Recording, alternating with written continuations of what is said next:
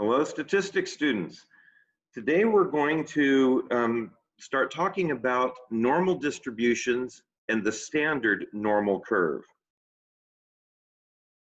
In chapter 4, we looked at discrete distributions, and we focused on things like flipping a coin, where everything had 1/6 of a chance of occurring.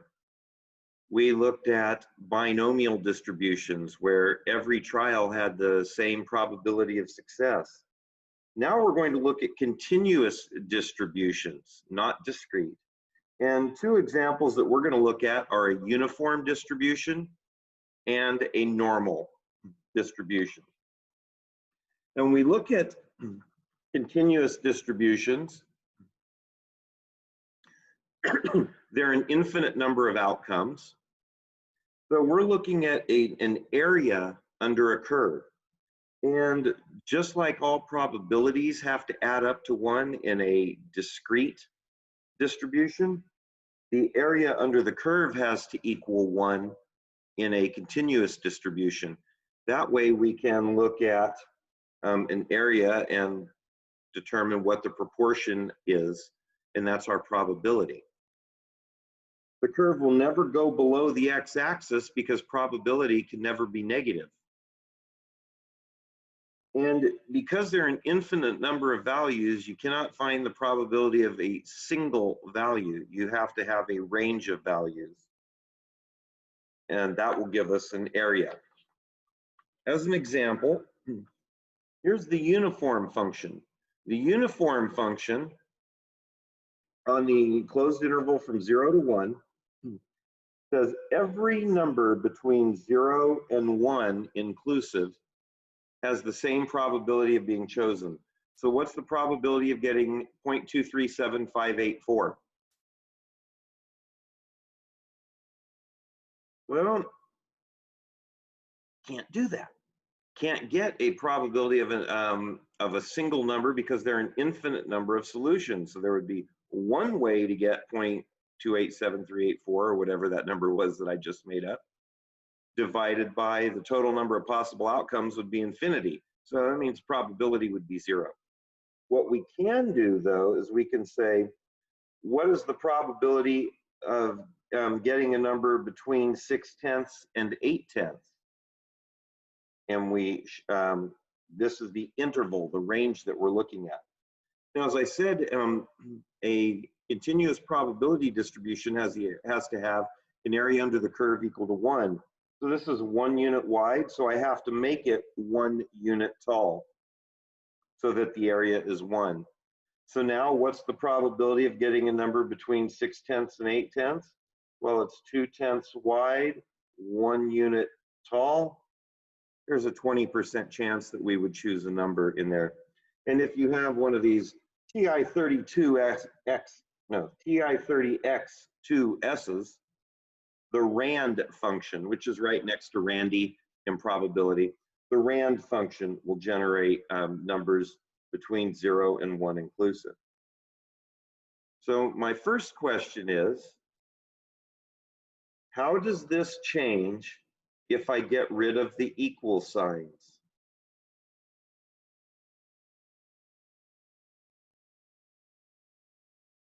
How does this probability change if I get rid of these two equal signs?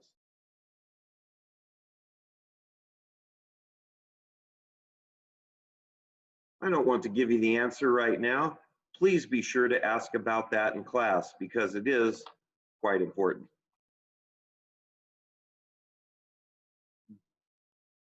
So let's take a look at the normal distribution, sometimes called the bell curve, but we're going to go with normal distribution because that's the stats talk. It is a continuous probability distribution. It goes on forever in this direction and forever in this direction. The mean, median, and mode are all the same. They're all right here. It is symmetrical about the mean. The total area under the curve is equal to 1. And the normal curve approaches but never touches the x-axis. As I said, it could never get negative. And it won't even get to 0 because there is a possibility, even though there may not be a probability of something occurring. And then these two inflection points. I can't remember if we went over this in previous lessons or not. But when you draw the normal curve, remember between -1 standard dev and +1 standard dev, approximately 68% of your data will fall. How do you find that point? Well, those are called inflection points. For those of you who've had calculus, you know that an inflection point is where a curve changes concavity. But let's take a look here. Notice that between these 2 points, the curve is concave down. It's like opening up downward. Out here, to the right of this inflection point and to the left of this one, it's opening upward. So when you hand draw your normal curve, you have to kind of eyeball where did your curve change concavity. Because you are going up, you're opening upwards here, and then all of a sudden you're opening downward. It had to change somewhere. Where? That is where you mark your 1 standard dev point. So those are your inflection points. This is a standard, I'm sorry, this is a generic normal curve. Here are some others. These all have a mean of 3. These two have a mean of 3.5. This one has a standard dev of 1.5. You'll notice where it changes inflection is 1.5 units to the right of 3.5. They're at 5. This one has a standard dev of 0.7. So it has to be taller. It's skinnier because it has it's not as spread out, but it has to be taller. Why is that? I'm going to ask you to ask me about that in class. Now, these two curves both have the same standard dev of 0.7, but this one has a mean of 3.5. This one has a mean of 1.5. You'll notice that they're the same shape and size. It's just that this curve got moved over to get this curve. So the same mean means they're centered at the same spot. Same standard dev says they have the same width and height. Which curve has the greater mean? Curve A is centered at 15. Curve B is centered at 12. Which curve has the greater standard dev? Well, this inflection point for curve B appears to be right around 13. So it has a standard dev of 1. And then over here it looks to be about 11. Wait, I'm sorry. That's 15. All right, we'll say about 15 is where it changes inflection, and about 9 is where it changes inflection. So curve B has a standard dev of about 3. Curve A looks like have a standard dev of about 1.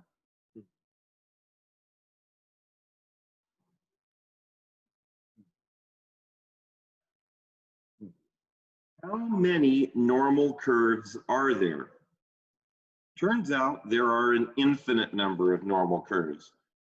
Pick any mean and any positive standard dev, and you can make a normal curve out of it.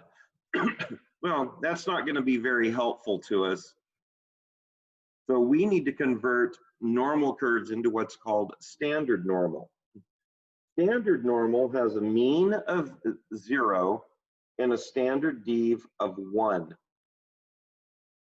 Now, when we when we say that a curve is normally distributed, we put an N out here for normal. There are others.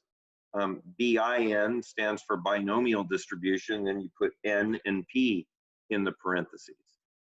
But when we put an N out here, it means it's normally distributed, and we put mu and sigma in the parentheses.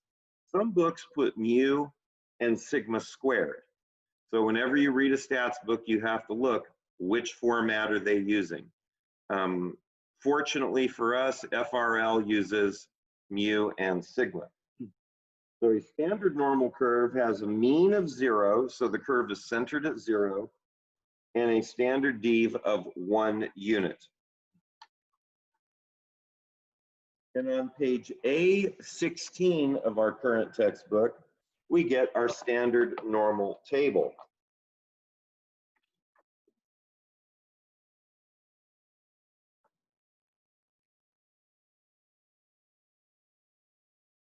And you remember that we've done z-scores before. So for these z-scores, so this is negative 3.49, negative 3.48, negative 3.47. For this z-score, the area under the curve to the left of that z-score are these table values. So this is on page A16, where you have negative z-scores. And then on page A17, we have positive z-scores. You'll notice that a z-score of 0.00 would be right here. Well, the area to the left of that would be 1/2 because the curve is symmetrical and the total area under the curve has to be 1. We'll spend more time on learning how to read, interpret, and use standard normal tables. So let's do an example.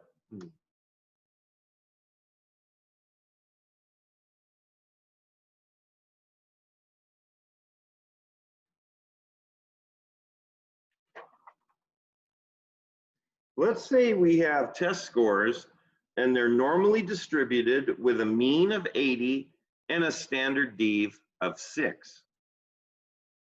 If you choose a test score out of the pack, what's the probability that that test score will have an A?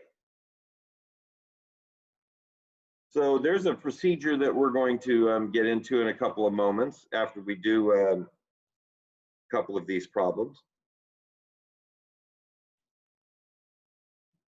First thing we'll do is we're going to write the problem. What probability are we looking for? We're looking for the probability that our random variable x, which takes on values of test scores as you pull them out of the pack, is greater than or equal to 90.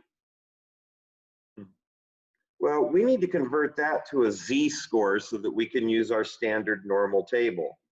Recall that the formula for a z-score is x minus mu divided by sigma. X minus mu tells me how far above or below the mean your data point is. And sigma, when you divide that by sigma, that tells me how many standard devs above or below the mean your data point is.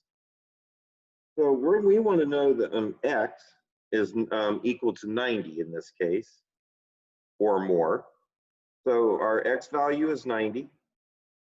Our mean is 80. Our standard dev is 6. So 90 is 1 2/3 standard devs above the mean. So the probability that x is greater than or equal to 90, oh, and I rounded this off to 2 decimal places because the normal curve table in our book goes to 2 decimal places. So you have to round correctly to 2 decimal places for z-scores. So if x is greater than or equal to 90, then z has to be greater than or equal to 1.67. So this probability is equal to this probability. Well, this is the area. I want the area under the curve greater than 1.67. If I use the table gives me the area under the curve to the left of 1.67. Well, since I know those two areas add up to 1, that this is the complement of the table value, I just do 1 minus. And I get 0.0475. That means there's just under a 5% chance that a randomly chosen test will have a score of an A. And here's what it looks like. I drew my normal curve. My x numbers are in black, my z numbers are in red. It's centered at 80. I eyeballed that right here is 1 standard dev, because that's where my curve changes concavity. So that's 1 standard dev, so that's got to be 6. So this would be 86 right in here. So 90 would be right about here. And I want the probability that X is greater than 90, so I shade this area to the right, shaded that in black.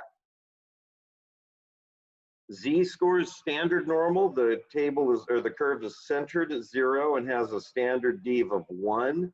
And we already determined that 90 is 1.67 standard devs. So I want the probability that Z is greater than 1.67, shade that in red. It's the same area. That's why we do it this way. And you can see that's a pretty small area. So if you got an answer of 0.9525, you look at what you shaded and go, something's not right.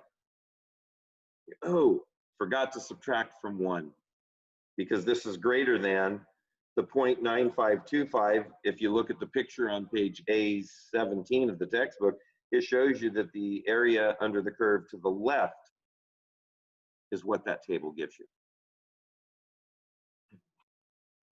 So what's the probability that somebody got a C, which is greater than or equal to 70, but less than 80? Well, I convert 70 to a Z-score. 80 has a Z-score of 0 because it is the mean. So again, I state the problem in terms of X, restate it in terms of Z. And now how do I find this area in here? Well, the table value for 0 is 1/2, so everything to the left of 0 is 1/2. The table value for negative 1.67 is this white area here, because there's negative 1.67, it's the white area. So I cut that white area off and I'm left with the area in between. So there's just over a 45% chance that somebody got a C on this test.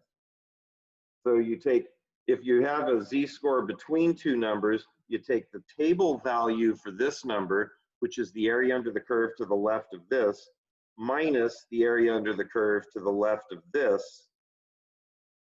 That will give you your area under the curve.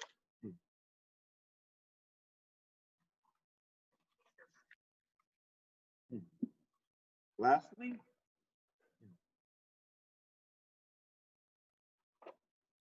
finding areas under the normal curve. Here are some guidelines on page 239 of your book. What we're going to do now is I'm going to kind of simplify those guidelines for a bit into something that hopefully you'll just be able to memorize, because I'm going to say it so many times. Here is how you find the area, here's how you solve normal curve problems.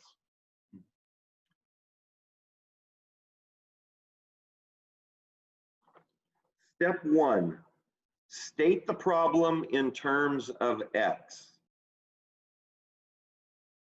Step 2, restate the problem in terms of Z, the standard normal variable. Step 3, shade the area, the appropriate area that you're looking for under the normal curve. And step 4, use the normal table to find the area, the standard normal table, which in our current book is pages A16 and 17.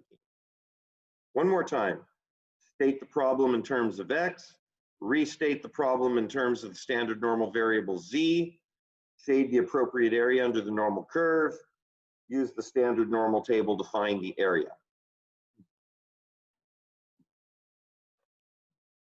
So let's say that we have a data set that is approximately normally distributed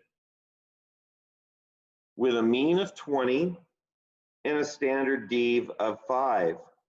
What is the probability that a randomly chosen data point is greater than 18? Well, I state the problem in terms of X. Probability that my randomly chosen data point is greater than 18. I calculate the Z-score for that. And that's the probability that z is greater than negative 0.4. Now, if this is greater than, this has got to be greater than.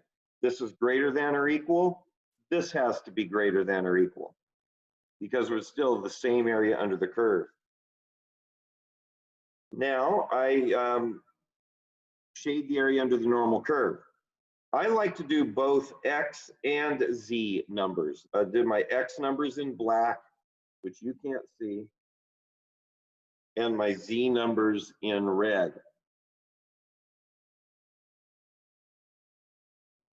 So the mean is 20, standard dev is 5. So I kind of eyeballed that there's 5 and there's negative 5. So that's 15 and 25.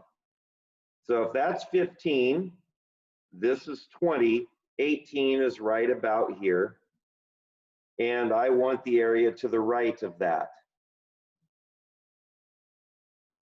Well, in z numbers, this 20 becomes 0 because that's the mean.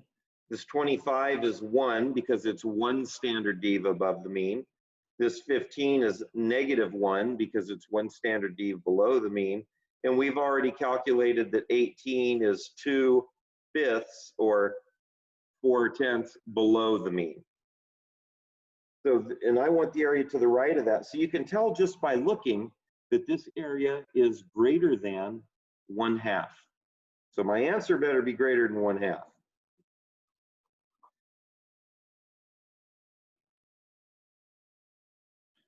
So I stated the problem in terms of x, restated it in terms of z, shaded the appropriate area under the curve, and then again, because my z-score of negative 0.4, the table gives me this white area, and I want this shaded area, I have to subtract from 1.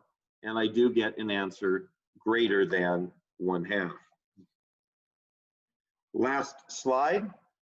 The empirical rule, also known as the 68, 95, 99.7 rule, says that approximately 68% of our data falls within 1 standard dev of the mean. Well, this is a problem where you don't have to state the problem in terms of x because it's already stated in terms of z. Because this is 1 standard dev above the mean, this is 1 standard dev below the mean, and standard devs are z-scores. Or at least these numbers down here are z-scores. So I just need to know the probability that z is between -1 and +1. I don't have to come up with an x term here. Just don't state the problem in terms of x. I've just stated it in terms of z.